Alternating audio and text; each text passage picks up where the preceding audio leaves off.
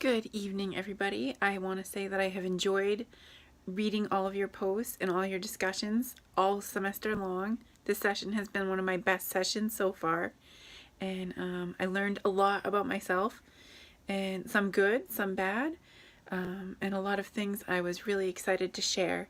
This is my first time doing a video, so be patient with me. Some of my core strengths I learned at a Dr. Covey seminar, and this little circle here shows the circle of influence and the circle of concern.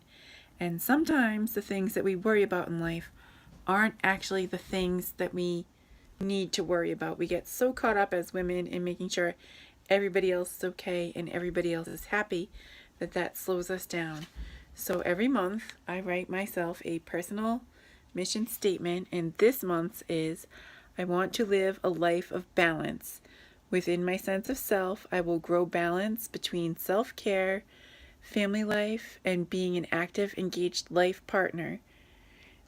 So to me, that means that no one area has to suffer for that whole circle to be functioning and happy. And I work very hard at my job to be the best that I can be. I work very hard to be a good mother and a good partner and a good friend.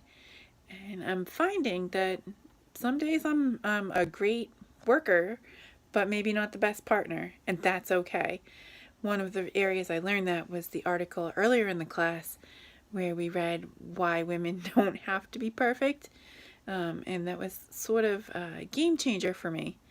So moving on to the assignment, with our plan of action, I would say that my core strength is my willingness to learn from every opportunity in life.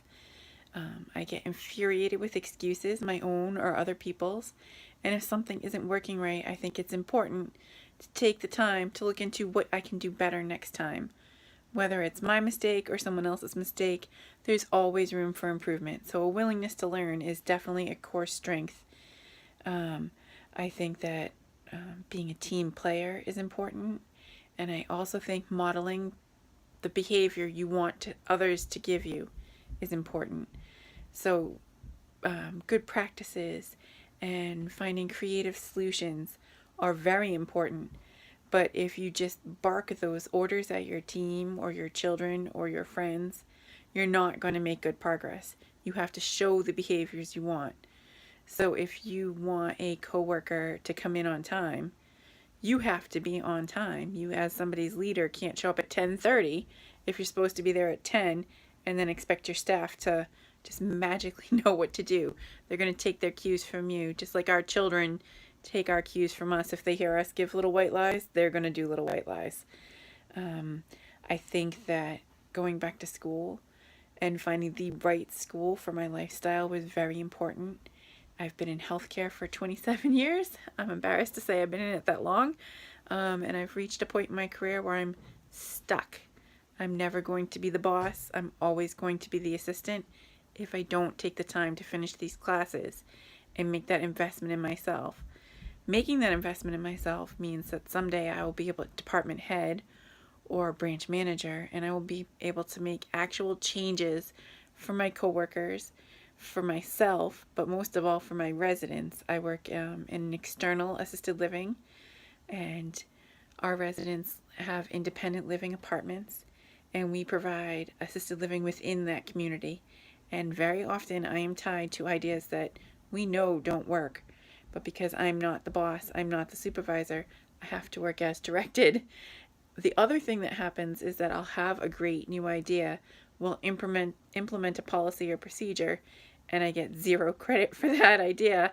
And I don't need a ton of credit, but it's hard to swallow always seeing someone else take credit for your hard work and your ideas. So those are some of my motivators to keep coming to school on those days that I'm tired. And it's so easy to just not open your laptop that day and skip a post. But in the long run, taking that time and investing in myself is what's going to get me to those goals. Scrolling down my notes just a little bit. I know, I'm sorry. That's so boring to watch when someone's doing that. I think that as my education continues, my leadership will grow and my ideas and horizons might expand. But for now, I would be very happy to get that bachelor's and become, like I said, the branch manager or the team leader. Thinking forward to future goals, I think just during this class, I've become excited about the idea of public speaking.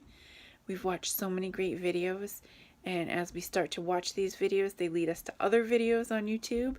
And there's a whole world of people out there sharing just their life experiences. And I think I could help other women not waste as much time as I did. I spent many years, too many years, living the life that other people wanted me to live, making choices based on other people's needs. And I didn't really come into my own until my late 30s. And even now, in my early 40s, let's hang on to those early 40s as long as we can. I'm still struggling to find my sense of self and ways that I can feel valued. So I would like to help other women find that earlier in life. Learning to love yourself or even to like yourself some days can be a challenge, but if you put in the work, it is definitely, definitely worth it. Again, it has been nice getting to know you all over the semester, and hopefully we will take future classes together in the coming months and years. Have a good night, everybody. Thanks.